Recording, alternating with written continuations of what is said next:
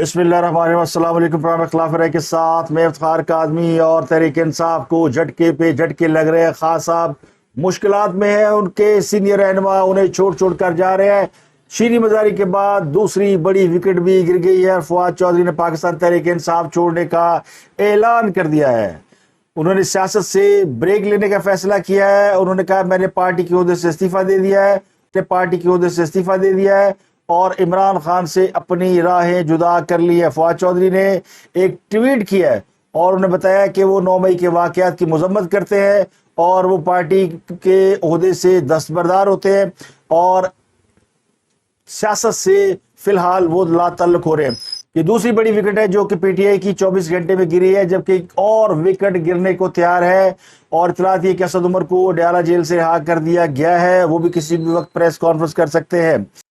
फवाद चौधरी इमरान खान के करीबी साथियों में शुमार होते थे और पिछले कुछ अरसे से वो उनके क्लोज तरीन अलाइज में अफराद में शुमार होते हैं और मीडिया स्ट्रेटजी और तमाम जो खास साहब की जो प्लानिंग्स हैं उनमें वो मरकजी किरदार प्ले करते रहे हैं।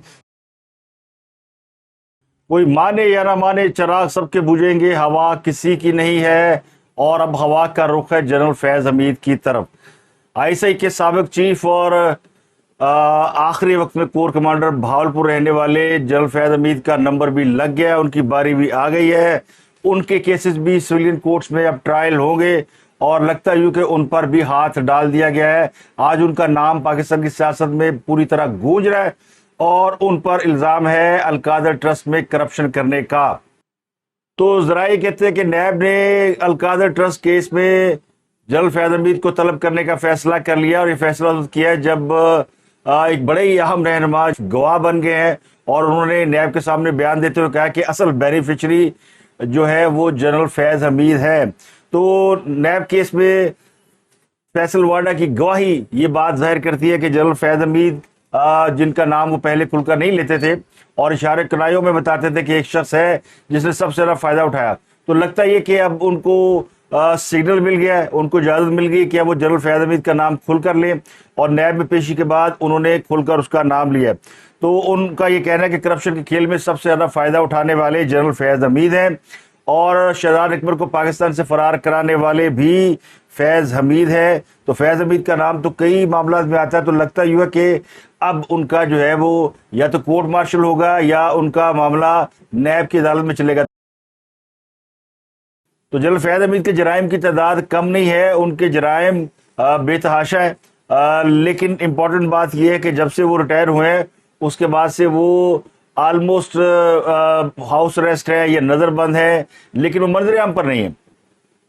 और इस दरमियान वो बाहर से भी होकर रहे हैं। जो मेरी इत्तलात है कि वो बाहर भी चले गए थे, लेकिन ये उनके भाई का दावा था।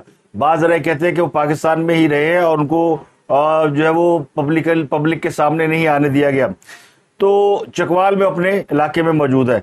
तो उनकी प्रेस कॉन्फ्रेंस के बाद ये लगता है कि जनरल फैज हमीद पर टफ टाइम आ रहा है। ये वही जनरल फैज हमीद है जिन्होंने सेनेट में लोगों को मैनेज किया था, जिन्होंने जस्टिस शौकत अजीज को बेआबरू करा के इस्लामाबाद हाई कोर्ट से निकाला। ये वही है जिन्होंने जैसे शौकत अजीज सिद्दीकी से कहा था कि अगर नवाज शरीफ को जमानत मिल गई तो फिर हमारी 2 साल की मेहनत जाया जाएगी।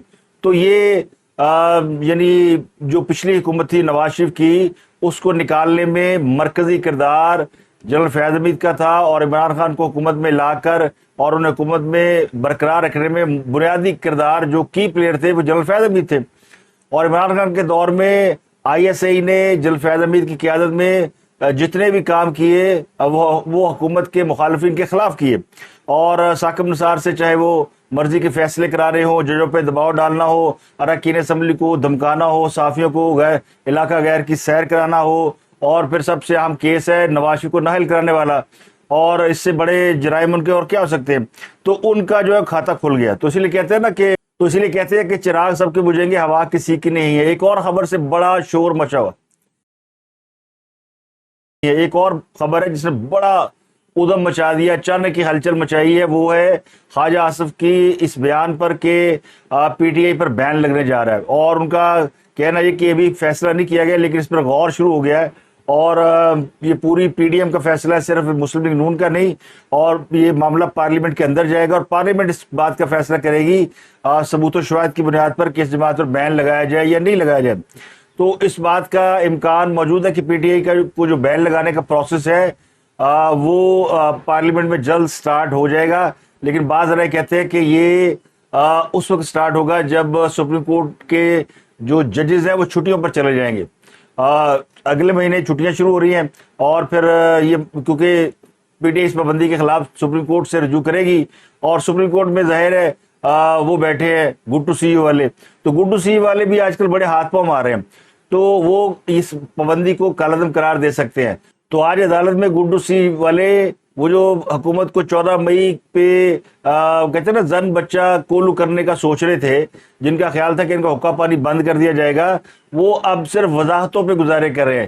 اور چیف جسٹس صاحب تو باقاعدہ عدالت میں ان کی حالت یہ ہے کہ جیسے وہ ابھی رو دیں گے۔ ان کی جان کو وہ مرسیڈیز آ گئی ہے جو انہوں نے عمران خان صاحب کو لینے کے لیے بھیجی تھی، اب وہ بار بار حکومت کو کہہ رہے ہیں کہ آپ نے اس کو ایشو بنا دیا ہے، میں نے مرسیڈیز نہیں بھیجی، اور میں نے تو کسی کو نہیں حکم دیا تھا کہ مرسیڈیز عمران خان کو لینے کے لیے بھیجیں۔ حکومت کا کلیم یہ کہ رجسٹرار سپریم کورٹ کی جانب سے اس وقت جو وہاں پہ پولیس افسر تھے ان کو یہ آرڈر دیا گیا تھا کہ عمران خان صاحب کو قیدیوں کی وین میں نہیں لے کے آنا، بلکہ انہیں مرسیڈیز میں یا اچھی گاڑی میں لے کر آنا ہے۔ تو ان کے حکم پر جو ہے وہ مرسیڈیز جو ہے وہ فراہم کی گئی۔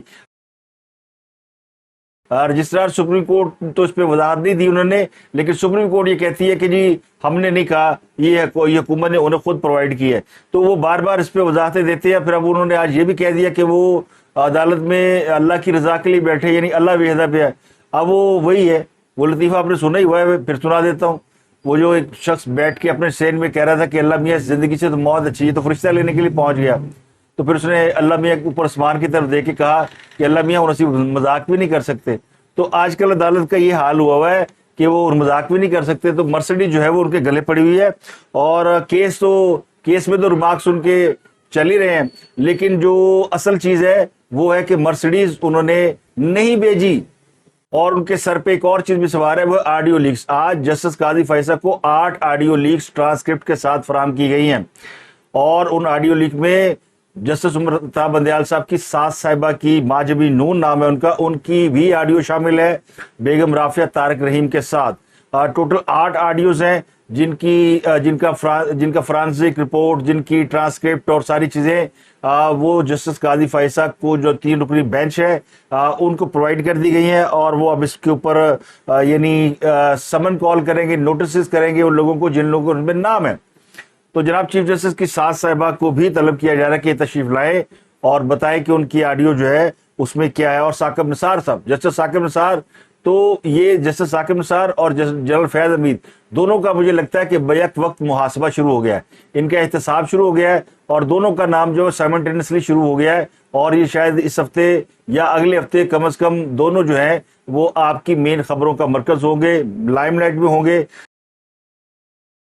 ذات ویسے ان کاموں کی ملتی ہے جو آدمی کرے، لیکن بعض ایسے کام ہوتے ہیں جو انسان کر کے سمجھتا ہے کہ وہ لوگ بھول گئے، لیکن اس کی سزا پھر ان کو ملنی ہوتی کسی اور کام کے سلسلے میں۔ جیسے آج کل بہت سے لوگ، خاص کر ٹی ایل پی کے لوگ، یہ کہہ رہے ہیں کہ عمران خان کو اس لیے سزا ملی ہے، ان کی حکومت اس لیے گئی ہے کہ انہوں نے مولانا خادم حسین رضوی کی بددعا انہیں لگی ہے، یا ان کے ساتھ انہوں نے زیادتی کی تھی، تو اس لیے ان کی حکومت گئی ہے۔ اور مسلم لیگ نون والے کہہ رہے ہیں کہ جناب ان کی حکومت اس لیے گئی ہے کہ انہوں نے روزہ رسول کی بے حرمتی کی ہے، جو زیادہ سمجھ میں آنے والی بات ہے کہ اللہ کے نبی کے گھر میں جا کے جس طرح کی بے حرمتی کی گئی تو وہ تو معافی بالکل نہیں ہے نا دنیا میں نہ آخرت میں۔ اور پی ٹی آئی والے کیا کہہ رہے ہیں؟ پی ٹی آئی والے کہہ رہے ہیں جی کہ پی ٹی آئی والے کہہ رہے ہیں کہ ہماری بددعا امریکہ کو لگ گئی، کیونکہ امریکہ ڈیفالٹ ہونے جا رہا ہے۔ امریکہ کے بارے میں خبر ہے نا کہ دنیا کی سب سے بڑی معیشت جو ہے وہ دیوالیہ پن کے قریب پہنچ گئی ہے، اور خطرہ ہے کہ وہ دیوالیہ نہ ہو جائے۔ تو ان کا جو ایک ترجمان ہے حقیقت ٹی وی، جس نے کوئی 2-4 دن پہلے ہی توبہ کیا کہ آپ سے وہ سیاسی معاملات میں گفتگو نہیں کرے گا، کیونکہ بڑی پینٹی پہنتی ہے، وہ جڑا پنو لال ہے نہیں، یہ بلکہ لال ہے، یہ صرف لال ہے، تو وہ لال کر کے چھوڑتے ہیں۔ تو 1 مہینہ ان کے بھائی یا فیملی کے لوگ کہیں رہے ہیں ان اداروں کی حراست میں جنہوں نے ان کی سافٹ ویئر اپڈیٹ کی ہے، تو اب انہوں نے سیاسی معاملات سے توبہ کر لی ہے، لیکن اس کے باوجود وہ کہتے ہیں نا وہ کہتے ہیں کہ آپ پرانی عادتیں چھوٹتی نہیں ہیں. تو اب امریکہ جو دیوالیہ ہو رہا ہے اس کی وجہ یہ کہ وہ جو تحریک انصاف کے لوگوں کی جو ہے وہ سن نہیں رہا، بات نہیں سن رہا، یا ان کی بات مان نہیں رہا، کیونکہ آج امریکہ نے بھی نہ کر دی ہے اور وہ خاصا بڑا جھٹکا ان کے لیے. آج نیب میں فیصل واڈا اور شیر رشید کو بلایا گیا تھا القادر ٹرسٹ کیس میں، اور شیر رشید بھاگ گئے. شیر رشید نہیں آئے. شیر رشید نے کہا جی میری جان کو خطرہ ہے، تو انہوں نے اپنا وکیل بھیج دیا. اب شیر رشید کے بارے میں اطلاعات یہ کہ وہ بھی آزاد کشمیر میں کہیں چھپے ہوئے ہیں، اور گلگت بلتستان میں بہت سے لوگ چھپے ہوئے ہیں، اور ان کو پتہ ہے کہ وہ جب میڈیا کے سامنے آئیں گے تو ان کو بات کرنی پڑے گی، تو اس لیے وہ بھاگے ہوئے ہیں. تو اب انہوں نے وہ عمران خان والا ہر بار استعمال کرنا شروع کر دیا، جی میری جان کو خطرہ ہے. تو اس القادر ٹرسٹ کیس کی جو ہے نا بڑے اعلیٰ پیمانے پر نیب میں انکوائری شروع ہو گئی ہوئی ہے. کل عمران خان صاحب اسی سلسلے میں گئے تھے اسلام آباد اور اپنا بیان ریکارڈ کرا کر آئے تھے، اور ان کے بیان میں بہت ساری وہ کہتے ہیں نا لوپ ہولز وہ بھی سامنے آ گئے. اور آج کی ایک جو ہاٹ نیوز ہے سب سے بڑی، وہ ہے سابق آرمی چیف جنرل آصف نواز جنجوعہ کی نواسی خدیجہ شاہ کی گرفتاری کے بعد انسداد دہشت گردی کی عدالت میں پیشی. اور یہ بڑی دلچسپ پیشی تھی. اس کا تو یعنی لوگوں کے وہم و گمان میں بھی تصور نہیں ہوگا، خاص کر ان لوگوں کے جن لوگوں کو کہتے ہیں نا انشاءاللہ تتی ہوا نہ لگے. یہ وہ ملک کے اشرافیہ جن کو اس ملک نے بہت کچھ دیا اور اشرافیہ کے مرتبے تک پہنچایا، اور پھر یہ واپس اپنے ملک کی جڑوں میں بیٹھ گئے کہ یہ ملک جو ہے وہ ہمارا چلنے کے قابل نہیں ہے، یا تو ملک سانو دے دیو یا تباہ کر دیں گے. تو جس کا کھاتے ہیں اسی کی تھالی میں چھید کرنے والے لوگ، جو پھر ان کا انجام اسی طرح کا ہوا کرتا ہے. تو خدیجہ شاہ کی پیشی ہوئی اور ان کو تقریباً قیدیوں کی وین میں 1.5-2 گھنٹہ باہر بٹھا کر نا دھوپ لگوائی گئی. ایسے بڑی زیادتی نہیں ہے. عمران خان صاحب کو تو چیف جسٹس مرسیڈیز بھیجتے رہے ہیں، اور یہ تو آرمی چیف کی نواسی ہے، ان کو کم از کم کوئی اچھی پریزنر وین نہیں بھیج دیتے، لیکن ان کو بڑی والی وہ قیدیوں کی گاڑی جس میں وہ جنگلہ لگا ہوتا ہے اس میں بھیجا گیا، اور پھر ان کو باہر دھوپ میں کھڑا کیا گیا، انتظار کرایا گیا.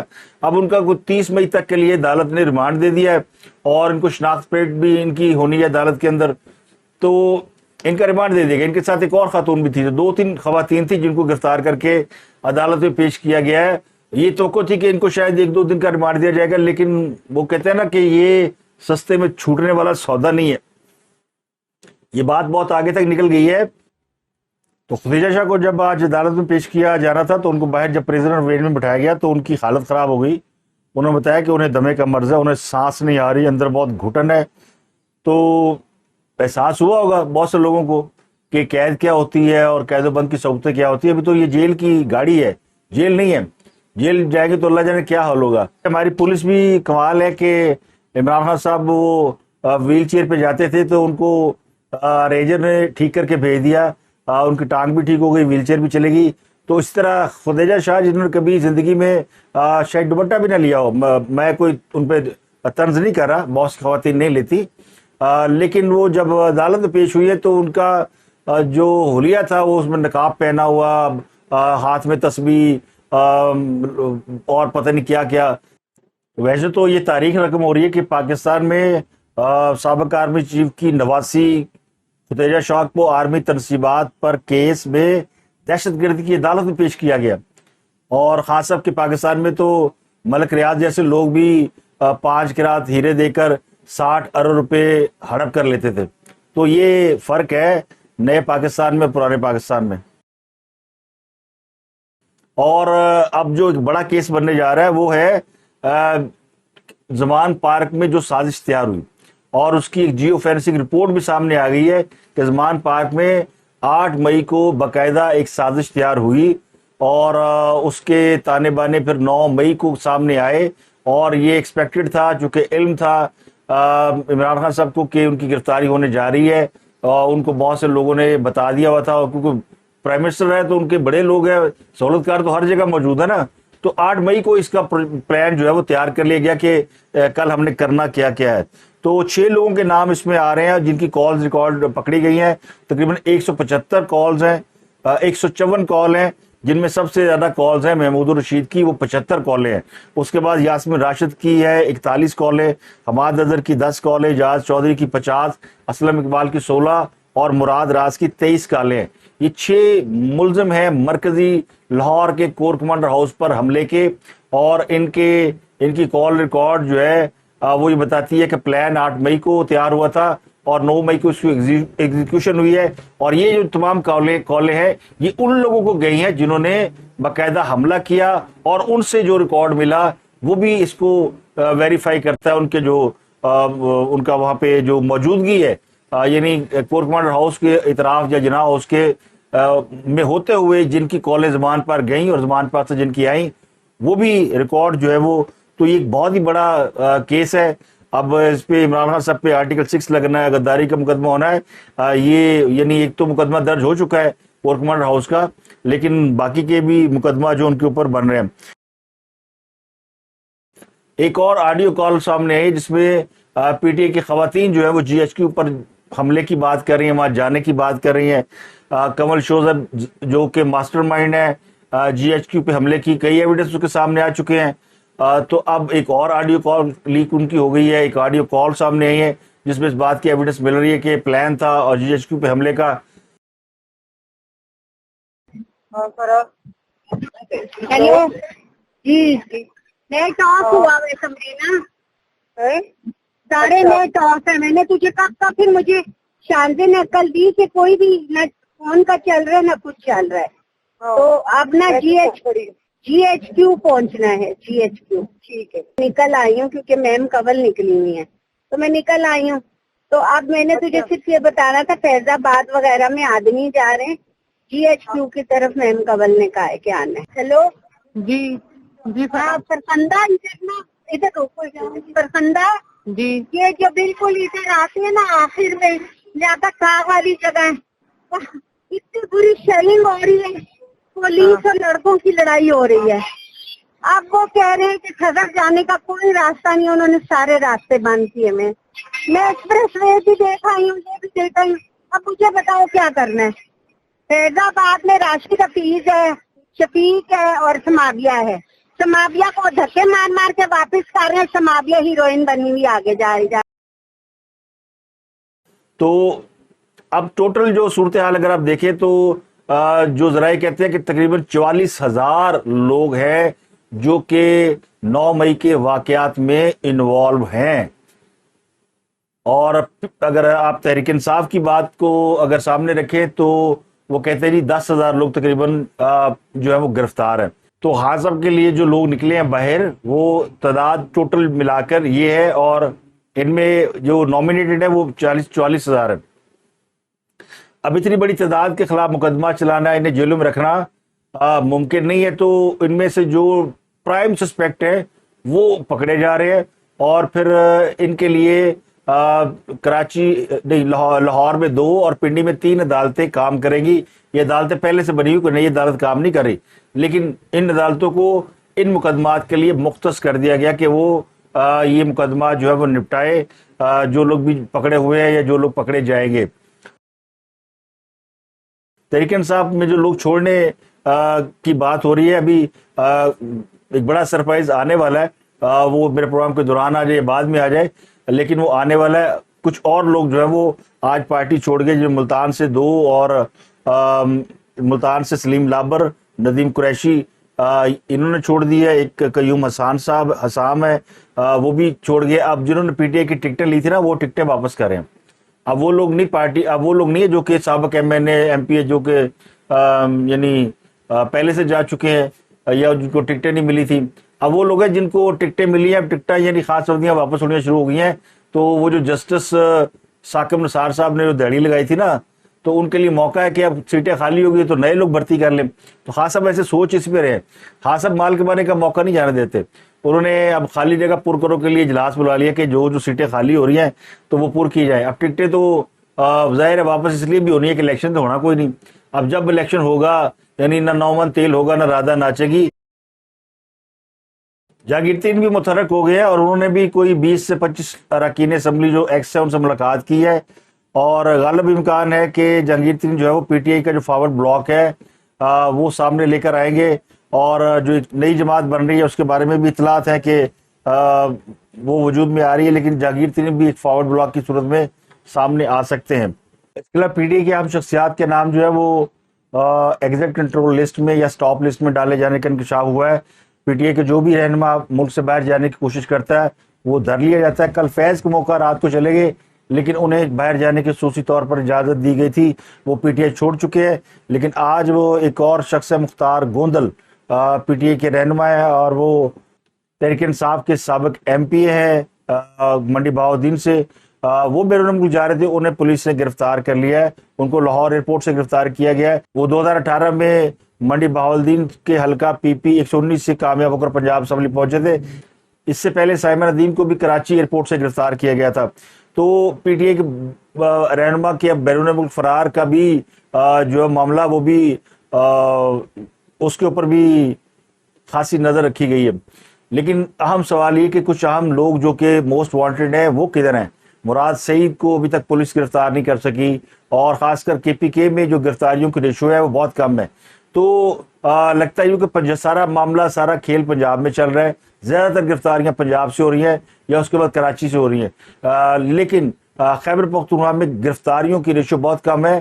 ایک خبر ہے, وہ کنفرم نہیں ہے, لیکن میرے ذرائع کہتے ہیں کہ جو سابق وزیر اعلیٰ کے پی کے محمود خان پکڑے گئے ہیں وہاں سے, انہوں نے وعدہ معاف گواہ بننے پر رضامندی ظاہر کر دی ہے, اور اگلے کچھ دنوں میں ان کی بھی پریس کانفرنس اور پارٹی چھوڑنے کی جو بات ہے وہ سامنے آ سکتی ہے.